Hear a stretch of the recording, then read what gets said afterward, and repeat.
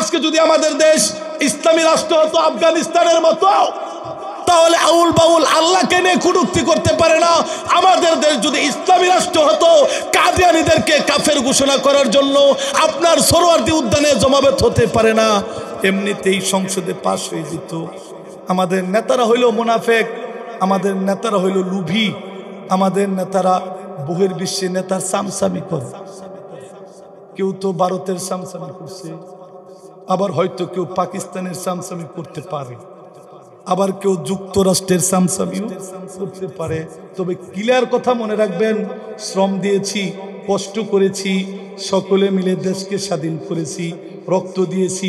আপনিও যেমন দিয়েছেন, রিস্কাওয়ালাও তেমন দিয়েছে, আপনিও যেমন দিয়েছেন, আমার ছাত্র ভাইরাও বুকে গুলি নিছে, ঠিক কিনা বলেন? আমার আবু সাইদ ভাই কল্পনাও করতে পারে নাই একজন পুলিশ তার বুকে গুলি দিবে। এই আমার কলিজার টুকরা ছাত্ররা কল্পনাও করে নাই এইভাবে পাখির মতো গুলি করে তাদেরকে হত্যা করবে। শুধু দেশের জন্য, ইসলামের জন্য, দেশের স্বাধীনতার জন্য, দেশের সার্বভৌমত্ব ঠিক রাখার জন্য আমরা সকলে কিন্তু ঝাঁপায় পড়ছিলাম। কাজেই মুনাফিকি করেন না, সকলকে নিয়ে দেশ চালানোর চিন্তা করেন। দাদা বাবুদের ভয় দেখাবেন না, পাকিস্তানের ভয় দেখাবেন না, যুক্তরাষ্ট্রের ভয় দেখায়েন না। এখন আমরা স্বাধীনতাগামী মানুষ, এখন রিস্কাওয়ালাও প্রতিবাদ করে। এখন রিস্কাওয়ালা প্রতিবাদের শুনে পুলিশ তাকায় থাকে। সামসামি করছিল যে পুলিশও নিরাপদ, কোনো কিছু বলতে পারে না। এদেশের মানুষ স্বাধীনতা অর্জন করেছিল, যেমন 52 সালে স্বাধীনতার জন্য যেমন জীবন দিয়েছিল, 71 সালে তেমনি একটা জালেমের জুলুম থেকে বাঁচার জন্য ওনারাও স্বাধীনতা অর্জন, এটাও একটা স্বাধীনতা, ঠিক কিনা বলেন? কাজেই 24শে জুলাইয়ের সনদ করতে হবে। ভারতের তৈরি করা 71-এর সংবিধানে আর দেশ চালাতে চাই না, ঠিক কিনা বলেন? 24-এর 5 আগস্টের যে জুলাইয়ের বিপ্লব হয়েছে, সেই জুলাইয়ের বিপ্লব ভোট দিয়ে একমত হয়ে যাতে এমন সংবিধান আমরা রচনা করব যে সংবিধানে আল্লাহর রাসূলকে নিয়ে কটূক্তি করলে ফাঁসি দেওয়া হবে, যে সংবিধানে আল্লাহকে নিয়ে কটূক্তি করলে ফাঁসি দেওয়া হবে, যে সংবিধানে রাসূলকে নিয়ে কটূক্তি করলে তাকে ফাঁসি দেওয়া হবে, যে সংবিধানে কাদিয়ানীদেরকে কাফের ঘোষণা করে ক্ষান্ত হব না। আর ভবিষ্যতে যাতে আমার রাসূল, আমার আল্লাহ আর ইসলাম নিয়ে যাতে কোনো নেতা খেল তামাশা না করতে পারে, আমরা এমনই সংবিধান তৈরি করব। এই জন্যই তো আল্লাহ রসুলকে গালি দিছে। আল্লাহ রসুল বললেন, কাব ইবনে আশরাফের এই ইহুদি, এই নাস্তিক, এই ইসলাম বিদ্বেষীর কল্লা যে এনে নিতে পারবে, আমি রাসূল তার জন্য দোয়া করব। মসজিদের নবীর ভিতরে এলান দিয়ে দিচ্ছে আল্লাহ রসুল দাঁড়াইয়া, বলতেছে উহুদের যুদ্ধে এই যে ছাত্ররা যে কতটুকু বয়ান করেছে আমার খুব ভালো লাগছে, শিখুক। এই সমস্ত ছেলেরা আলোচনা শিখবে, আপনাদেরকে বুঝাবে, এটা উলামায়ে কেরামের দায়িত্ব, ঠিক কিনা বলেন? এই উহুদের যুদ্ধে মুসলমানরাও বিজয় হতে পারে নাই, কাফেররাও বিজয় হতে পারে নাই। উহুদের যুদ্ধে যে বিপর্যস্ত যে অবস্থা, আল্লাহর রাসূল অনেক কষ্ট পাইছেন। কেননা বদরের যুদ্ধের পরে কাব ইবনে আশরাফ সে মুনাফেকদেরকে, মুশরিকদেরকে খারাপ খারাপ কবিতা বানায়া, এই যে আউল বাউলরা যে কবিতা কয়, ওইটা তাদেরই একটা অংশ। কোনো কবিতা ইসলামের বিপক্ষে চলে যায়, কোনো গান রাসূলের বিপক্ষে চলে যায়, কোনো গান ইসলামের কোরআনের কোনো আয়াতের বিপক্ষ পর্যন্ত চলে যায়। কিভাবে চলে যায়? একটা বলা মমতাজ ছিল না, মমতাজ কি কইতো জানেন? পালাজারিতে এই যে বাউলগর কিন্তু কীর্তিকলাপ শুরু হয়েছে, কিন্তু অলরেডি বাউলরা, মেয়ে বাউলরা বলে যেই পর্যন্ত আঙ্গরে হেদের কাছে না যায় ওই পর্যন্ত আঙ্গরে গান দেয় না। পাইছেন তো? হবে শুরু হয়েছে। আবার আরেক মেয়ে বলতেছে, ছোট মেয়ে বলতেছে, আবুল সরকার আমাকে দর্শন করেছে, লাইভে বলতেছে গতকাল, ঠিক কিনা বলেন? এই আউল বাউলের কাজই হলো এরাও ইহুদি খ্রিস্টানের একটা দালাল, ইসলামের ভিতরে বিভক্তি করার জন্য কাদিয়ানীদেরকে যেমন দাঁড় করায় দিছে, এই সমস্ত আউল বাউলরাও কিন্তু গানের ভিতরে সংমিশ্রণ লাগায়া কুরআন হাদিসের বিরুদ্ধে যায়। আমরা তো বাহ কত সুন্দর, যেমন মমতাজ আবা বলতো, আরে মোল্লা, আমি তো এগুলো ওয়াজ করি না, বলতেই হয়, আরে মোল্লা তুমি যে দুধ খাও, বাছুর আর হাড়ের কি বিয়া হয়?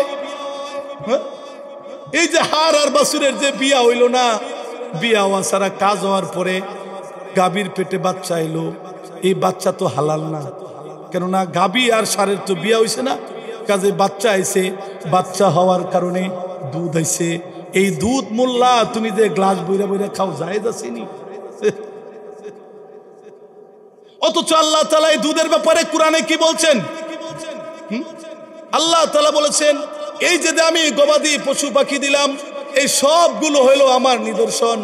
ইন্নালাকুম ফিল আনআমি লাইবরাহ নুসকিকুম মিম্মা ফি বুতুনিহি বাইনা ফারসি ওয়া দামিল লাবানান খালিশান শাইগান লিশারিবিন। সুবহানাল্লাহ। আল্লাহ তাআলা বলেন, ও বান্দা, একই চারির ভিতরে গাভীকেও খাবার দিলা, একই চারির ভিতরে ষাঁড়কেও খাবার দিলা। তুমি গাভী থেকে কি পাইলা? দুধ পাইলা। আর ষাঁড় থেকে চেনা আল্লাদা ছাড়া কিছুই পাইলা না। এই যে একই খাবার খাইলো, ষাঁড় দেয় আমাদেরকে চেনা আর গোবর, আর গাভী দেয় আমাদেরকে দুধ। এটা কে দিছেন বলেন? কে দিছেন? আল্লাহ দিছেন। আল্লাহ তাআলা কুরআনুল কারীমের ভিতরে বলতেছেন, ইন্নালাকুম ফিল আনআমি লাইবরাহ মুসকিকুম, তোমাদেরকে পান করাই, বাইনা ফারসি ওয়া দামিন, রক্ত এবং গোবরের মাঝখান থেকে, লাবানান খালিসান শাইগান লিশারিবিন, নিরেট দুধ আমি খাওয়াই, যে দুধের ভিতরে রক্তের কোনো গ্রান থাকে না, যে দুধের ভিতরে গোবরের কোনো সংমিশ্রণ থাকে না। আমি আল্লাহ রাব্বুল আলামিন একই খাবার ষাঁড়ও খেয়েছে, গাভীও খেয়েছে। আমি আল্লাহ তাআলা তোমাদেরকে নিরেট দুধের ব্যবস্থা করে দিলাম। আর আফা বলতেছি কি, ও মোল্লা, তুমি যে দুধ খাও, ষাঁড় আর গাভীর কি বিয়া হইছে? তাহলে তার এই গানটা কিন্তু সরাসরি কোরআনের আয়াতের বিরোধিতা হয়ে গেছে না? এইভাবে আমাদের মুরব্বীদেরকে যখন একসময় যাত্রা বলা হইতো, তো আমার এক চাচা ছিল, খুব অভিনয় পারত, নাজিমউদ্দিন মাস্টার, এই যে মুরব্বী ছিল। যখন ছোট ছিলাম, আমার চাচা আমাদের দেখলে পাঠ করতো, জাহাপনা। এইভাবে চাচারা দেখতাম বারান্দায় বসা, যখন প্যারালাইসিস হয়ে গেছিল আর কি, তখন দেখতাম খুব পাঠ করতো। এইভাবে কিন্তু আমাদের দেশ গেছে, কিন্তু তাদের ভিতরে পর্যাপ্ত পরিমাণ ইসলামের জ্ঞান ছিল না। তাহলে যে মমতাজ আফা আমাদেরকে মুরব্বীদেরকে শিখাইলো, হ্যাঁ হ্যাঁ কত সুন্দর যুক্তি, দুধ খাওয়া জায়েজ নাই। মমতার যুক্তি তো ঠিক আছে, গাভী আর ষাঁড়ের মধ্যে বিয়া হইছে না, বিয়া ছাড়া বাচ্চা হইছে, দুধ আইছে, এটা খাওয়া জায়েজ নাই। কিন্তু আল্লাহ বলেন জায়েজ, বাউল বলে না জায়েজ। কোনটা মানবেন? কথা বলেন, কোনটা মানবেন? যে এইভাবে বাউলরা আমাদের ঈমান ধ্বংস করে দিচ্ছে, আর ওইটার বিরুদ্ধে আমরা প্রতিবাদ করতেছি। এটা ঐতিহ্য না, আউল বাউল এগুলো মানুষের ঈমান হরণ করার ইহুদি খ্রিস্টানের একটা যন্ত্র, ঠিক কিনা বলেন? ইহুদি যন্ত্র। এরপরে আল্লাহ রাসূল ব্যতীত হয়ে গেলেন। এই কাব ইবনে আশরাফের যে মাথা আমার কাছে নিয়ে আসতে পারবে, আমি তার জন্য মাগফিরাতের দোয়া করব। দুইজন সাহাবী দাঁড়ায় গেছেন, একজন হইল মুহাম্মদ ইবনে মাসলামা রাদিয়াল্লাহু তাআলা আনহু, সাথে সাথে আবু নায়লা রাদিয়াল্লাহু তাআলা দাঁড়ায় গেছে। বলতেছে, নবীজি গো, এই মহৎ কাজটা আমরা দুই বন্ধু করতে চাই, কিন্তু কাব ইবনে আশরাফ তো ইহুদিদের নেতা, তার কাছে যাওয়া তো অনেক কঠিন বিষয়, অনেক কষ্টকর হবে, কিভাবে যাব? 2-3 দিন চেষ্টা করছে, কাছে যেতে পারে না। এক পর্যায়ে বলতেছে, ও নবীজি, আপনি আমাদেরকে শুধু একটা অনুমতি দিবেন, তাহলে আমরা কাব ইবনে আশরাফের মাথা কেটে নিয়ে আসতে পারবো, তার আমরা বন্ধু বানায় তার কাছে চলে যাব। আল্লাহর নবী তাদেরকে অনুমতি দিয়ে দিলেন। ওই কি অনুমতি? এক নাম্বার হলো, আপনার ইসলাম নিয়ে একটু উল্টা পাল্টা কমু, আপনাকে নিয়ে একটু উল্টা পাল্টা কমু, তাহলে কাব ইবনে আশরাফ আমাদেরকে বন্ধু মনে করবে, তার কাছে যেতে পারবো, তার সাথে বন্ধুত্ব তৈরি করতে পারবো।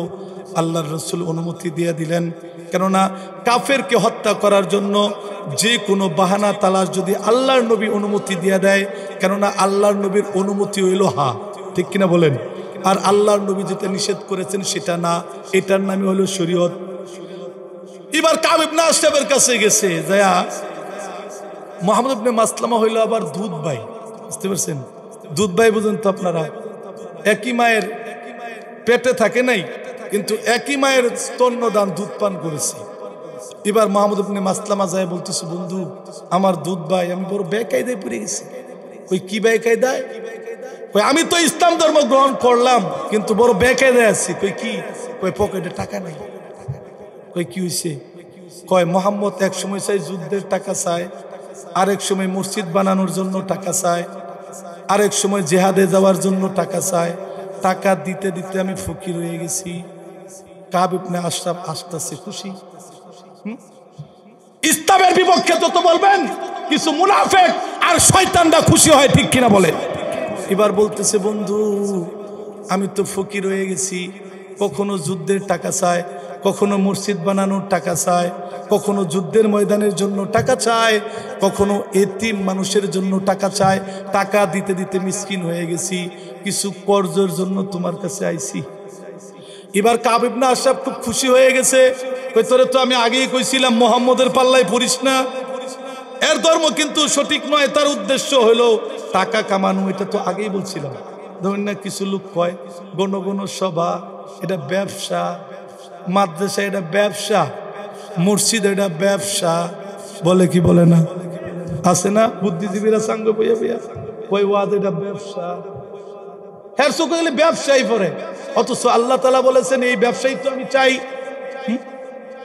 হাল আদুল্লুকুম আলা তিজারাতিন, এমন ব্যবসার কথা কি আমি তোমাদেরকে বলে দিব তুনজিকুম মিন আযাবিন আলীম, জাহান্নামের শাস্তি থেকে আল্লাহ তাআলা বাঁচাই দিবেন। ওই ব্যবসার মধ্যে আমরা নামছি। এই যে ওয়াজ শুনলেন, আল্লাহ যদি কোনো একটা আমল যদি ধরেন আপনিও জান্নাতি, আমার বয়ানের কারণে আপনি আমল ধরছেন, আমিও জান্নাতি। যারা এই মাহফিলের আয়োজন করেছেন তারাও সওয়াব পেয়ে গেছে, ইমাম সাহেবও সওয়াব পেয়ে গেছে, মসজিদের কমিটিও সওয়াব পেয়ে গেছে, আমার যুবক ভাইয়েরাও সওয়াব পেয়ে গেছে।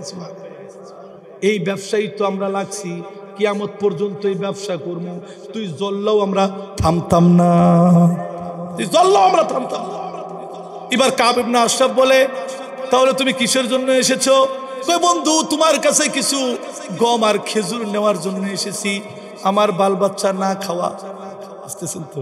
এদিক দিয়ে আবু নাইলা হাসতেছে, কেননা আল্লাহ রসুলের কাছে অনুমতি নিয়ে আসছে যে ইসলাম বিষয়ে নবী বিষয়ে একটু উল্টা পাল্টা কোমর তালি আপন হওয়া যাবে।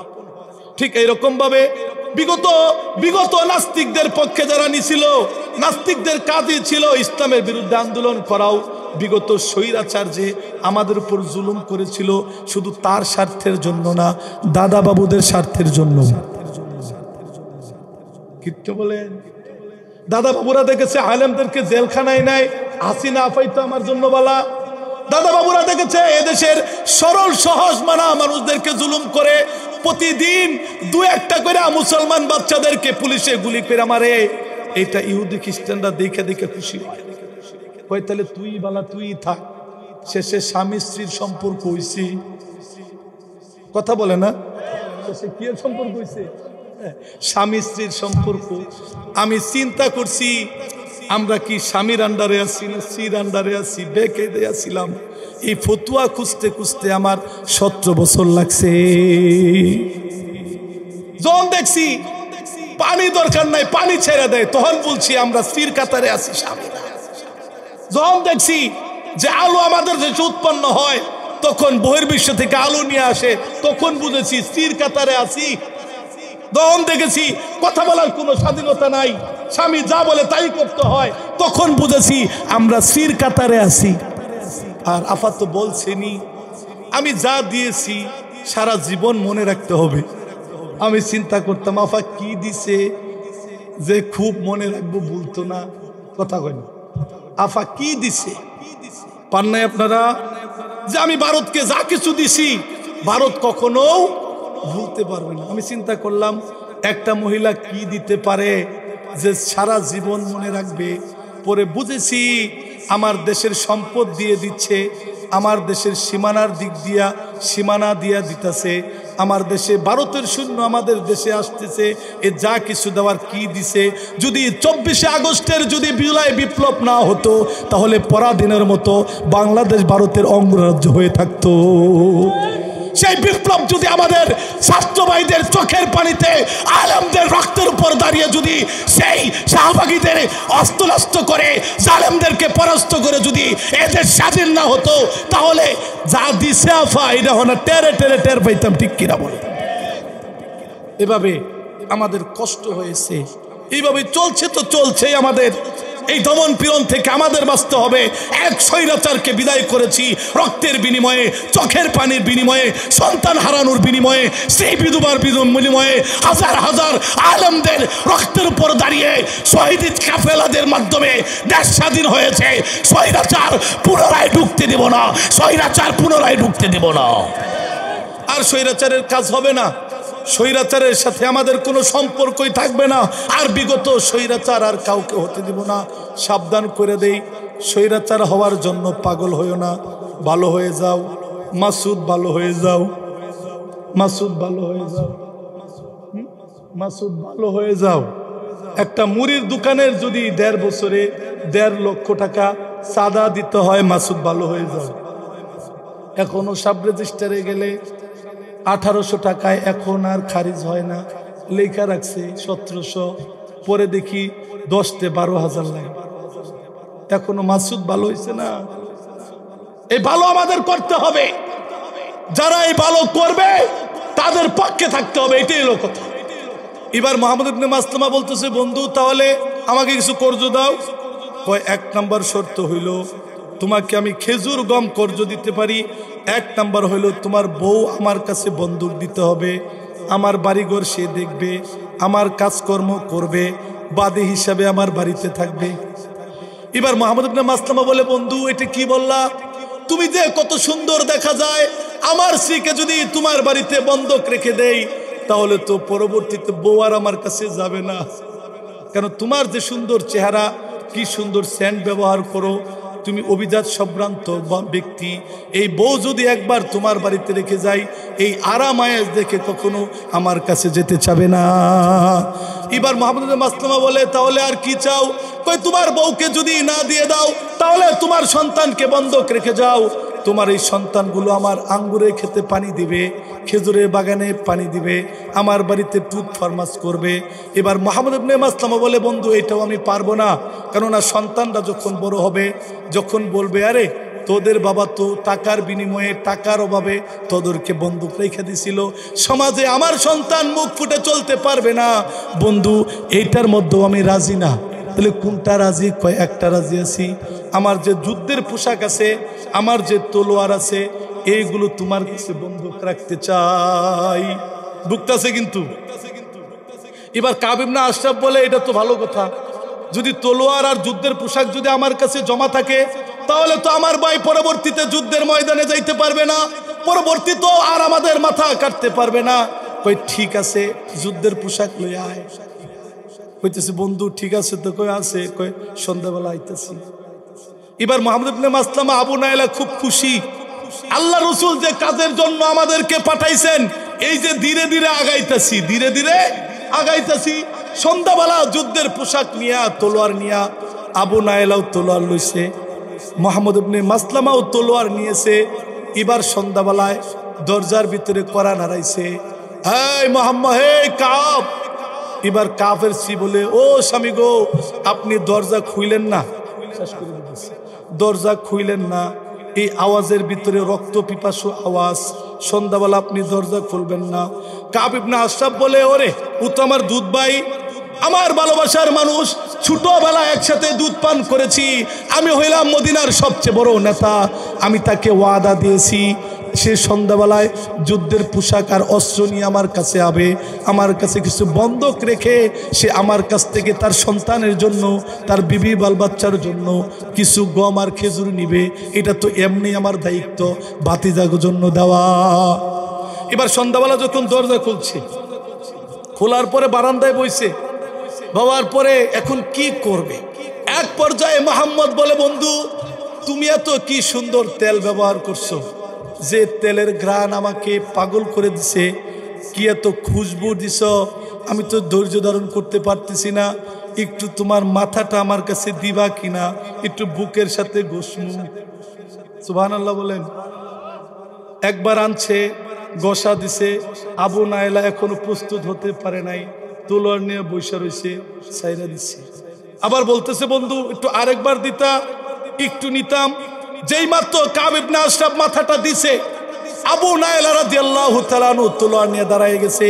মুহাম্মদ ইবনে মাসলামা এত সুন্দর কইরা ঘাড় আর চুলের মুঠিতে ধরেছে, কাব ইবনে আশরাফ টু শব্দ পর্যন্ত করতে পারে নাই। মুহাম্মদ ইবনে মাসলামা আবু নাইলাকে ইশারা দিছে, আবু নাইলা এত জোরে কূপ মারছে দেহটা কল্লাটা দেহ থেকে আলাদা হয়ে গেছে। আল্লাহর রাসূলের দরবারে নিয়ে আসছে, ইয়া রাসূলুল্লাহ, ইয়া হাবিবাল্লাহ, যে কাজের দায়িত্ব নিয়েছিলাম হুব্বে রাসূল, খাতেমে রাসূল, রাসূলের বিরুদ্ধে যে কথা বলে তার শাস্তি তো কল্লা দ্বিখণ্ডিত করা, আল্লাহ তাআলার বিরুদ্ধে যে বিদ্রোহ করে আল্লাহকে নিয়ে যারা গালি দেয় তার শাস্তি হলো শিরোচ্ছেদ করা। আল্লাহর রাসূলের সাহাবী তারা দেখায় গেছেন। যদি আমরা সচ্চা ইমানদার হতাম, আউল বাউল রে জেলখানায় না ওইখানে বত্তা বানায় ফেলতাম, ঠিক কিনা বলো? কাজেই আমার প্রিয় হাজিরিন, আমাদেরকে পরিবর্তন হতে হবে। রাসূলের প্রতি, ইসলামের প্রতি, দ্বীনের প্রতি আমাদের ভালোবাসা আরো বাড়াতে হবে। আমরা যে মুনাফিকের খাতায় আছি, তাহাজ্জুদ পড়ি, নিজের স্ত্রী পর্দা করেন, কষ্ট মনে 70 বারের হাজি এখনো সুদের ব্যবসা ছাড়তে পারছে না, কথা কই না? অনেক বড় জান্নেওয়ালা, নিজের বোন পর্দা করে না, নিজের মেয়ে কলেজে পড়ে পর্দা নাই, তাহলে আমরা মুনাফিক হয়ে আছি না? হ্যাঁ, এদেশে আমি আরেকটা থিওরি আপনাদেরকে দিয়ে যাই, ভাই আসছে, এদেশ 3টা দেশ আছে সারা পৃথিবীতে সবচেয়ে বেশি ঘন মুসলমান, তার মধ্যে আমাদের বাংলাদেশ একটা, সুবহানাল্লাহ। ইন্দোনেশিয়া মুসলমান বেশি ঘনবসতি, পাকিস্তান মুসলমান বেশি ঘনবসতি, আরো অনেক মুসলিম রাষ্ট্র আছে কিন্তু এই পরিমাণ ঘন না। আফগানিস্তানও মুসলিম রাষ্ট্র, তাজিকিস্তান মুসলিম রাষ্ট্র, আরো অনেক মুসলিম রাষ্ট্র আছে কিন্তু জনসংখ্যায় আমাদের চাইতে কম। কিন্তু পাকিস্তান, ইন্দোনেশিয়া এবং বাংলাদেশের ভিতরে মুসলিম বেশি। ইচ্ছা করলে আমরা যদি ইচ্ছা করি আর বাতিলদেরকে যদি ভয় না করে ইহুদি খ্রিস্টানদের বন্ধুদেরকে যদি সরায় দেয়া যদি আমরা বিপ্লব ঘটাই, আফগানিস্তানের মতো সম্ভব, ঠিক কিনা বলেন? আমি আফগানিস্তান বলবো না, আলেমরা যদি সামনে আপনাদের কাছে আসে, ওলামায়ে কেরাম ঐক্যবদ্ধ হয়ে যদি আপনাদের কাছে আসে, সমস্ত ওলামায়ে কেরাম এক প্ল্যাটফর্মে হয়ে যদি ভোটের ময়দানে আপনাদের কাছে আসে, আর যদি আপনারা তাদেরকে মূল্যায়ন করেন, আপনাদের রায় আর ভোটকে যদি একবার যদি ভিক্ষা দিয়ে দেন, এদেশে আর কখনো নাস্তিক জন্ম নিবে না, এদেশে আর কখনো ইহুদি খ্রিস্টানের দালালি চলবে না, এদেশে আর কখনো নবীদেরকে কটূক্তি করার সাহস পর্যন্ত দেখাতে পারবে না। একবার যদি ওয়াদা ঠিক করেন, এতদিন তো খালি বাইল মারছেন, হুজুরা মিল হয় না, 72টা দল, ওহানা কি করবেন, দেখুন কি করুন, দিয়া গেলাম মনের ভিতরে এই দাগটা। তাহলে এই 3টা রাষ্ট্র এখনো খ্রিস্টানদের রীতিনীতিতে রাজনীতি চলতেছে। পাকিস্তান, বাংলাদেশ, ইন্দোনেশিয়া, খ্রিস্টানরা ইংরেজরা যে নীতিমালা, ভোটের নীতিমালা, রাজনীতির নীতিমালা, দেশ শাসনের নীতিমালা, যে আইন 511টা করে গেছে, সব মুসলমানের পক্ষের না, ওদের পক্ষের। আমরা মুসলমানেরা ব্যবহার কইরা মুনাফেক আর মুশরিক হয়ে মরতাছি। হুজুর দলিল কি? একটা দলিল, আজান যখন দেয় আমাদের মা বোনেরা কি করে? আজান যখন দেয় মুয়াজ্জিন আল্লাহু আকবার, আল্লাহু আকবার, হ্যাঁ, এটা তো ভালো, কি বলেন? তাহলে আজানের সময় মাথায় কাপড় দিবার বেশি আল্লাহ না সব সময়? হ্যাঁ, তুই আজানের সময় যে দেয় কই আল্লাহ আজান দিয়ালছে, আজান দিয়ালছে, আজান দিয়ালছে, কই কি কই শয়তান মাথায় ঢুকবো? আমি কই তুই তো নিজেই শয়তান, তরুণ আবার কেন ঢুকবো? এটা খ্রিস্টানদের নিয়ম। একটা থিওরি বলে দিয়ে গেলাম, এটা খ্রিস্টানদের ধর্মীয় নিয়ম।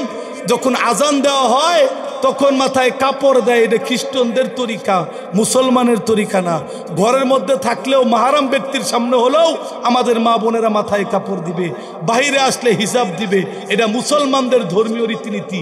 আর আমরা আজান দিলে আমার মা বোনেরা মাথায় কাপড় দেয় আর সারা দিন বন্ধ কাপড়, গরু রাহে আর ছাগল রাহে আর মানে জামাই জোয়ার দোয়, এটা খ্রিস্টানদের নিয়ম।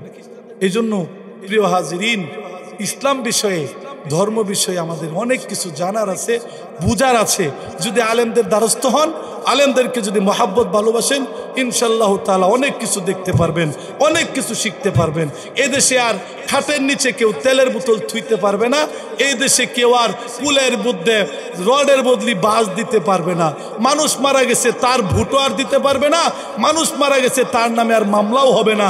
নির্বিঘ্নে ঘরে আরামে থাকতে পারবেন যদি আলেমদের নেতৃত্ব আপনারা হাতে তুলে দিতে পারেন।